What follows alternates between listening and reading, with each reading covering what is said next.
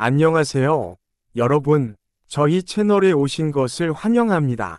이제 함께 이야기를 들어보세요. 안녕하세요. 저는 평범하게 직장을 다니고 있는 여자입니다.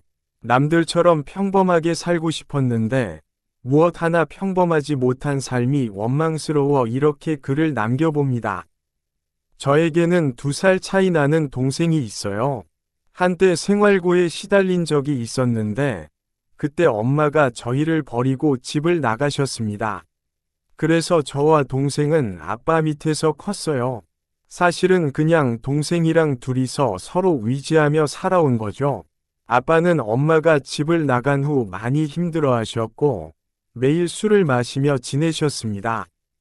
엄마한테 버려져 슬플 만도 한데, 아빠가 힘들어하는 모습을 보고 그런 건지 모르겠지만, 저희는 둘이 꼭 껴안고 눈물을 참고 지냈어요.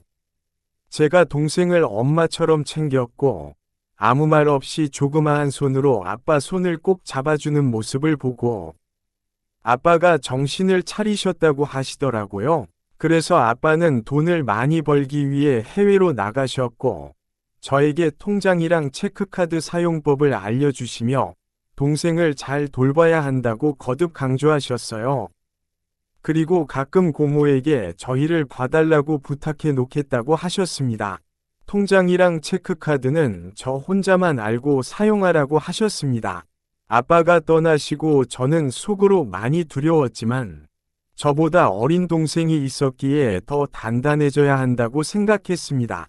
요리책을 하나 구입해서 동생에게 밥을 차려주고 청소며 빨래 등 집안일을 하나씩 하기 시작했어요. 고모가 가끔씩 와서 장을 봐주시긴 했지만 시간이 지날수록 집에 찾아오시는 것도 줄어들더라고요. 그래도 학교 생활할 때 부모님이 필요하면 부모님 역할을 해주시긴 했습니다. 고모도 고모 아이들 키우느라 힘들고 바빴을 텐데 그 정도만 해줘도 감사한 거였죠. 그리고 주인집 아주머니도 종종 들러서 챙겨주셔서 감사했습니다. 매달 아빠가 보내주시는 돈에서 월세를 내고 생활에 필요한 것들을 최소한으로 사고 최대한 아꼈어요. 내가 아끼고 돈을 모아놓으면 아빠가 더 빨리 한국으로 들어올 수 있지 않을까 싶었습니다. 아빠랑 연락은 고모가 있을 때 아주 짧게 잠깐 했어요. 동생도 감사하게 사고 한번 안 치고 잘 자라주었어요. 옷도 몇 년에 한 번 사주고 운동화도 다 다를 때까지 신고 투정 부릴 만도 한데 오히려 운동화가 빨리 망가질까 봐 친구들이랑 어울려 놀지도 못하더라고요. 마음이 너무 아팠습니다. 힘들어도 동생이랑 의지하면서 아빠가 돌아오시기를 기다렸어요. 정말 많은 세월이 흘러 제가 고등학교 1학년 때 아빠가 갑자기 심장마비로 돌아가셨어요. 아빠가 돌아와서 함께 살 날만 기다렸는데 아빠가 원망스러웠어요. 먼 해외에서 혼자 일만 하시다가 돌아가셨을 거라 생각하니 마음이 너무 아프고 죄송스러웠습니다. 아빠가 보험을 들어놓은 게 있어서 사망보험금이 나왔지만 액수는 그렇게 크지 않았고 주인집 아주머니가 월세도 많이 줄여주셔서 저희는 그곳에 계속 살 수 있었어요. 고등학생이 되어서 알바를 시작했습니다. 아무래도 학교 끝나고 알바를 하다 보니 집안일에 신경 쓸 겨를이 없더라고요. 그런데 고맙게도 동생이 제가 알바하고 오면 집안일도 다 해놓고 밥도 준비해놓고 있었어요. 동생도 저도 너무 일찍 철이 들어버린 거죠. 동생이랑 저는 잘 때도 서로 꼭 껴안고 자거나 서로에 대한 애착이 많이 심한 편이었어요. 이 세상에는 우리 둘밖에 없다고 생각했거든요. 저는 내가 돈을 벌어서 동생을 공부 제대로 시켜야겠다고 생각해서 고등학교를 자퇴했습니다. 그리고 검정고시를 준비하며 알바를 열심히 했어요. 알바를 안 하는 시간에는 공부를 했습니다. 하루가 너무 부족했어요. 그나마 동생이 집안일을 도와줘서 버티며 할 수 있었던 것 같아요. 그렇게 열심히 살고 있었는데 동생이 크면 클수록 제가 동생을 남자로 생각하고 있다는 걸 깨달았어요. 동생을 사랑하게 돼버린 거예요. 애써 현실을 부정하려고 했고, 알바를 더 늘려서 동생과 좀 떨어져 있는 시간을 늘려보자고 생각했어요. 너무 둘이서 붙어 있어서 그런 거라고 합리화했습니다. 제가 알바가 늦게 끝나니까 동생이 집 앞에 마중을 나와 있더라고요. 누나, 요즘 왜 이렇게 늦게 들어와? 알바를 하나 추가했더니 이쯤 끝나. 그러자 동생이, 누나, 그러면 너무 힘들잖아. 내가 알바 하나 할 테니까 하나는 그만둬. 누나도 쉬어야지. 라고 말했어요. 걱정 마. 그리고 누나는 알바하는 거 재미있어. 여러 가지 경험도 해볼 수 있고, 살면서 경험이 제일 중요한 거야. 너는 공부만 열심히 해. 누나는 그거면 되니까. 그렇게 동생이랑 서로 위지하면서 둘 다 성인이 되었어요. 동생은 지금 군 제대를 하고 대학에 재학 중이고 이제 졸업만을 앞두고 있습니다. 저는 계속 알바를 하다가 알바 사장님께서 저를 좋게 봐주셔서 아시는 분 회사에 소개해줘 취직을 해서 직장 생활을 하고 있습니다. 너무 감사하죠? 여태까지 알바한 돈 모은 거랑 아빠 사망 보험금 일부랑 얼마 전 고모가 아빠가 고모한테 보냈던 생활비를 모아놨던 거라고 목돈을 주셨어요. 그동안 힘들었겠지만 자기도 어느 정도 목돈으로 만들어 놓고 너네한테 줘야 될 것 같았다며 집 사는데 보태라고 하더라고요. 고모 손을 잡고 엉엉 울었습니다.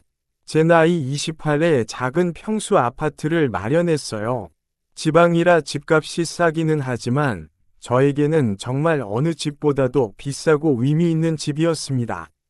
정말 계약을 했을 때도 동생이랑 부둥켜 안고 눈물 콧물 흘리며 울었어요. 그리고 아파트 입주를 하고 동생이랑 집에서 고기를 구워 먹자고 했습니다. 고기를 먹으면서 술을 마시는데 정말 그동안 고생했던 모든 것들이 스쳐 지나가더라고요. 처음으로 마음 편히 술을 먹어본 것 같아요. 모든 마음고생이 끝나고 술이 들어가니 동생이나 저나 이성의 끈이 끊어져 버렸습니다. 서로 마음이 있다는 걸 알고 있었어요. 하지만 애써 부정해왔습니다. 어떻게 서로 사랑하지 않을 수가 있겠어요? 동생을 위해 헌신하며 애쓰는 누나. 그런 누나에게 짐이 되지 않으려 애쓰는 동생. 서로가 너무 안쓰럽고 애틋해요. 우리에게는 정말 어렸을 때부터 둘뿐이었으니까요. 정말 이러면 안 되는 걸 아는데 저희 둘은 넘어선 안 될 선을 넘어버리고 말았습니다. 서로의 눈을 보며 사랑을 느꼈고 둘 다 눈물을 흘리면서 키스를 했어요. 그 어느 때보다도 뜨거웠습니다. 놓치고 싶지 않다는 듯이 우리는 서로에게 집중했어요. 손짓 몸짓 하나하나가 다 소중했습니다. 서로 모든 것을 탐색한 후에 하나가 되었습니다. 정말 돌이킬 수 없는 강을 건너버렸습니다. 그렇게 다음날 아침을 맞이했고 우리는 서로를 보며 웃어주었습니다. 모든 게 걱정이 되었지만 애써 생각하지 않으려고 했습니다. 그냥 이제까지 힘들었으니까 우리 둘이 행복한 길을 선택하자. 우리가 이 선택을 우리의 행복한 길이라고 선택했으면 후회하지 말자. 혹시나 후회를 하게 되는 순간이 온다면 그 누구도 원망하지 말고 놓아주자고 얘기했습니다. 그 이후 동생이랑 정말 연인처럼 데이트도 하고 스킨십도 하며 지냈습니다. 퇴근하고 들어와서 동생이 알바를 끝내고 오는 시간 맞춰 맛있는 음식도 준비해놓고 하루의 일과를 얘기하며 즐거운 저녁 시간을 보냈어요. 이전과는 크게 달라진 건 없지만 온전한 우리의 집에서 여유로움을 느낀다는 것이고 서로를 보며 사랑한다고 얘기하고 입을 맞추는 게 달라진 점이네요. 솔직히 지금 인생에서 가장 행복한 순간입니다. 어린 나이부터 정말 많이 힘들게 살아왔고 희망과 행복이랑 거리가 먼 삶을 살아왔는데 지금 너무 행복하다 보니까 불안해요. 동생과 제 관계를 알게 된다면 모두 저희를 보고 손가락질하겠죠. 남들이 다 손가락질하는 이 관계를 유지하는 게 맞는 걸까요? 앞으로 살아갈 날이 더 많은데 혹시나 서로에게 더 좋은 사람이 나타난다면 우리가 서로 정말 행복을 빌며 보내줄 수 있을까요? 동생과 저는 정말 떼래야 뗄 수 없는 사이인데 서로가 없는 삶을 상상조차 할 수 없습니다. 이렇게 서로 사랑하며 행복을 꿈꿔도 되는 걸까요? 이야기를 들어주셔서 감사합니다. 구독과 좋아요 부탁드립니다.